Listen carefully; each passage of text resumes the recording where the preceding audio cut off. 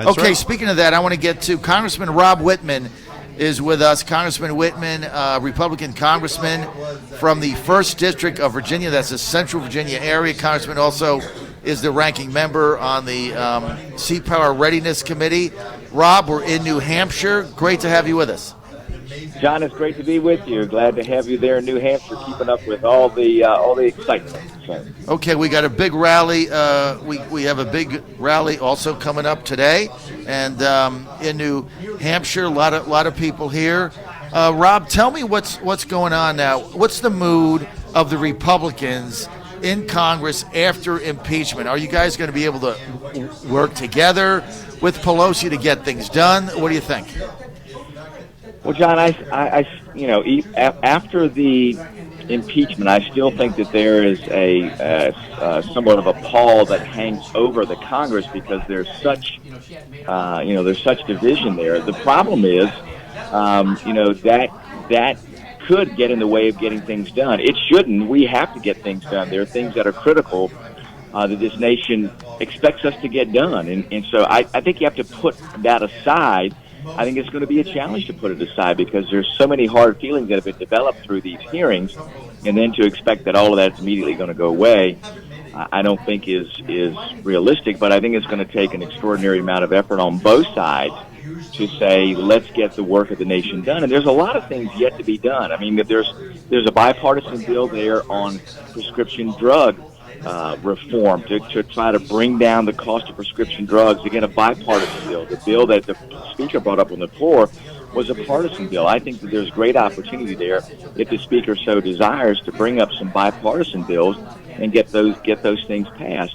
Some bipartisan bills on infrastructure, on continuing the effort on our national security to rebuild our military. Those are all things that have to happen. And John, I think it's everybody's obligation as a member of Congress to get the work of the nation done. I think you have to put aside these deep political divisions. My concern is you continue to hear from the other side, wanting to call in more witnesses, wanting to essentially continue, the effort as they pursued prior to the impeachment. So I hope that they actually change track and say, this is done. Let's move to the business that the nation I think absolutely demands that Congress get done. But from some folks on the other side, I haven't heard that. I've heard them wanting to continue these efforts to go essentially down another impeachment path. I just don't feel like the American people want us to do that. I think they want us to get the job done. They want us to not be as bitterly partisan as things have become, and their expectation is for Congress to put aside these differences and get the work of the nation done. Congressman, what are we doing on surprise billing? Well, surprise billing to me is pretty simple and straightforward. There are two mindsets. There's one mindset that says, we're going to have this government forced pricing on medical care, and that you can't deviate from that. Listen, I'm all for transparency, but I think if you fix prices, what you're going to do is you're going to drive prices up, and that's not what we need to do. What I want to make sure is that there is transparency there. So when you go to the doctor, ahead of time what these prices are going to be, what you're going to pay. Let this be a free market. I tell you, if you do it that way, and everybody has to publish their prices, and they are required to stand by those prices, then I think that's the way to go about it. And then if there is a difference, to be able to use an arbiter to say, hey, we'll arbitrate if there are any differences here, instead of this back and forth. The way it is right now, John, is you get a bill, and then there's another add-on bill that comes, and you don't have any choice. It's either pay the add-on bill that the hospital or provider hasn't divulged to you and that you had no idea was coming, or you end up in court, or you end up, like many people, in financial ruin. I want to make sure that you have a requirement of transparency, and that ultimately you have an independent arbiter that makes a determination about what the true cost is to the consumer. I think that's the way to solve it, rather than a government top-down requirement on mandatory pricing. Exactly. Very good point, Congressman. This is Curtis Ellis from America First. Back to what you were saying before, don't you think the message for the Republican Party, for the National Republican Campaign Committee, should be, if you're tired of endless investigations, if you want Congress to get to do what it was elected to do, which is solve problems like price transparency, ending surprise medical billing, ending the high costs of health care, solving the problems, infrastructure, et cetera, vote Republican. The Democrats have all but promised to impeach the president again. It's clear that it's going to be subpoena, investigate.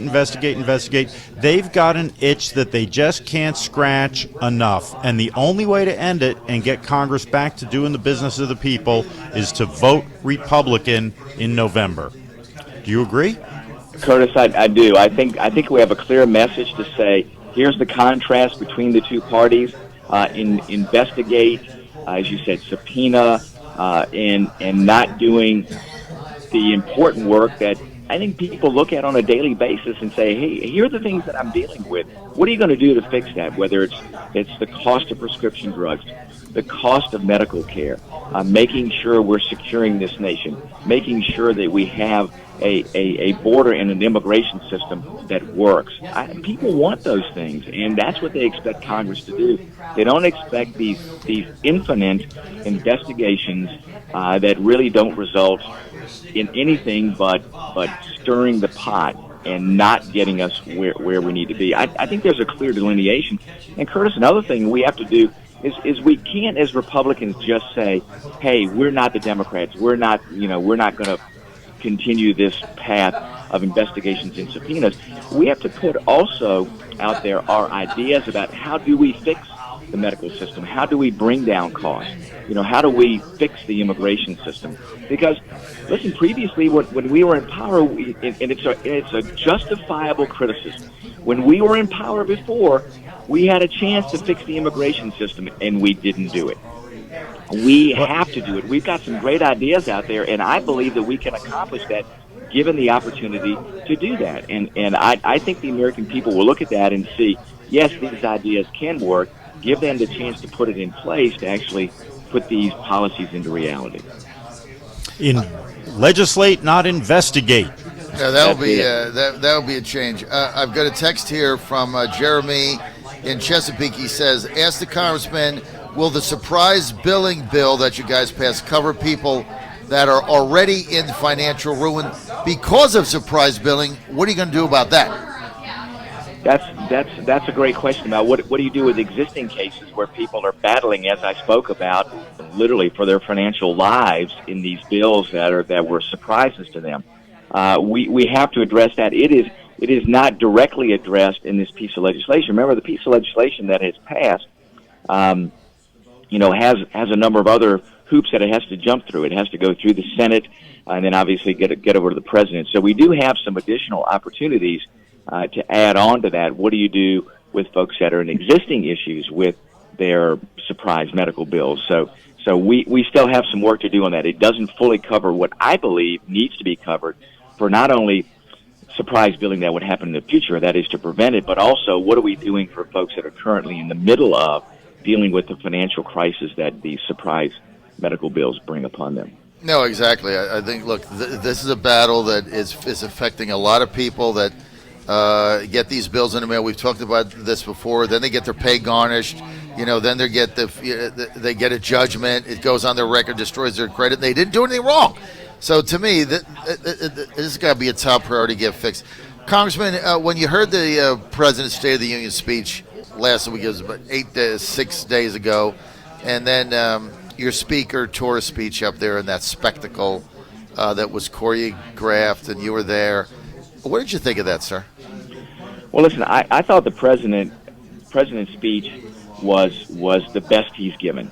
He laid out where the country is, which for everyone across the country, looking at that and listening to that, I think not only heard it but feels where the economy is, and that is lifting everybody up. And I think he pointed to that, and then he pointed out the things yet to be done. I thought it was a visionary speech, the things that have to happen. I thought what was most compelling about it were the stories of the people there in the audience, the young girl that was going to receive the scholarship, the 100-year-old Tuskegee Airman that he recently promoted to Brigadier General, his grandson that wants to be in the Space Force, the Army sergeant that returned home to surprise his family. I mean, all those just phenomenal human interest stories. And then after that, for the speaker to tear up his speech that represented the stories of those individuals there, the compelling stories of America, was a complete disrespect to not only the people there in the audience whose stories were told by the president, but to everyone else in the country who looked at that and said, wow, that's what makes this country great, is the human spirit, what those individuals stand for, what they represented. And the speaker in front of America said, that means nothing. I'm going to tear that up. This is a complete disrespect to the American people, to the people that were honored there, and I think it was childish. So, and listen, I think the American people looked at it the same way. I just can't for the life of me, even if you ever disagree with somebody, to on that stage to do that is absolutely reprehensible. Congressman, on Friday, President Trump had the Witmans escorted out of the White House. Obviously, they're not fired. He's a ranking officer. He goes back to the DOC, but he basically fired them off the NSC, got them out of there, got rid of them.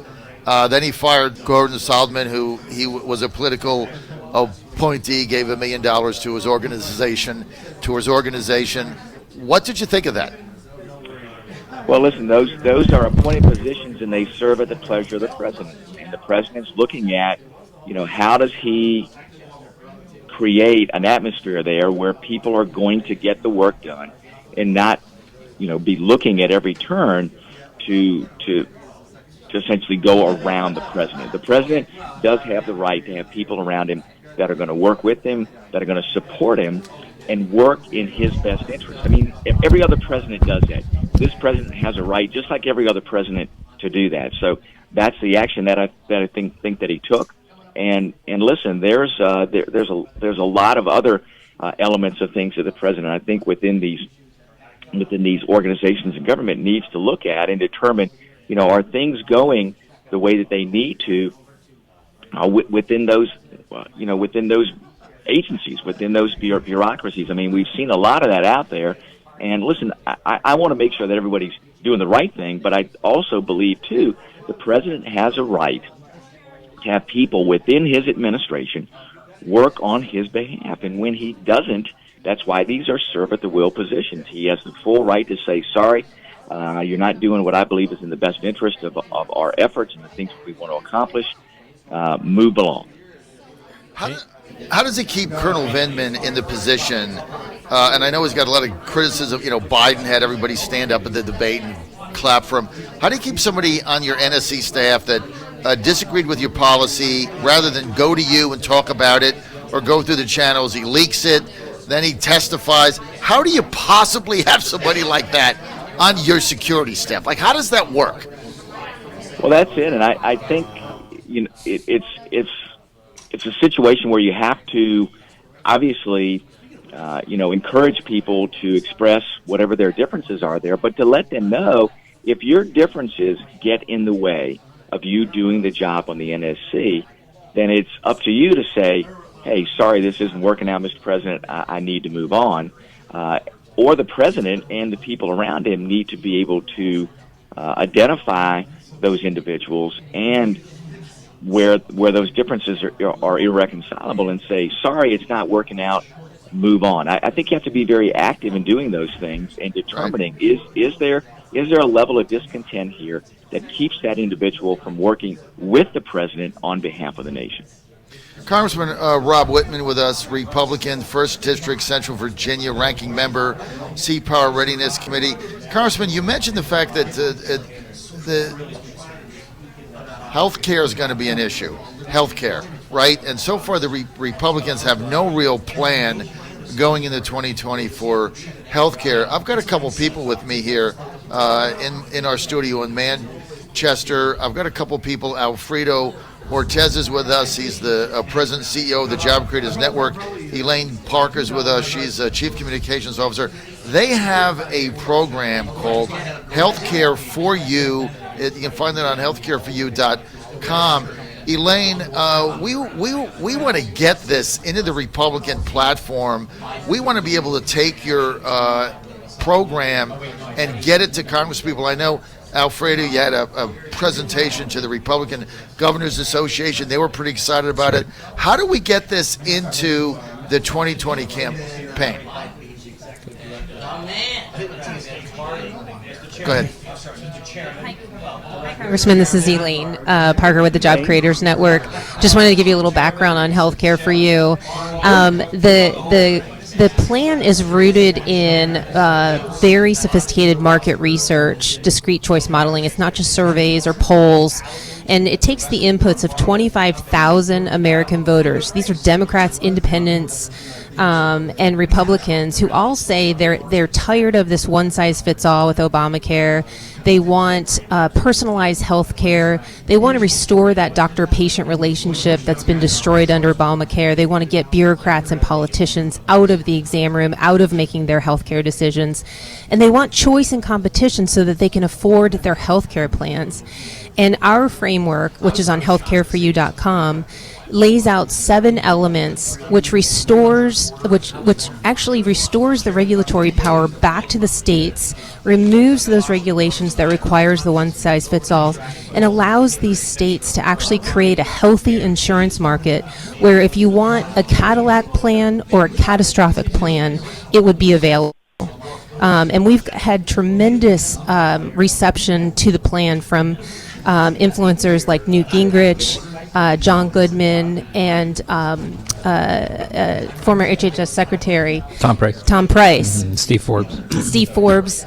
It's been very well received. It's very understandable to American people. And when you look at the juxtaposition between a Healthcare for You plan versus Medicare for all, people love the idea of personalized health care.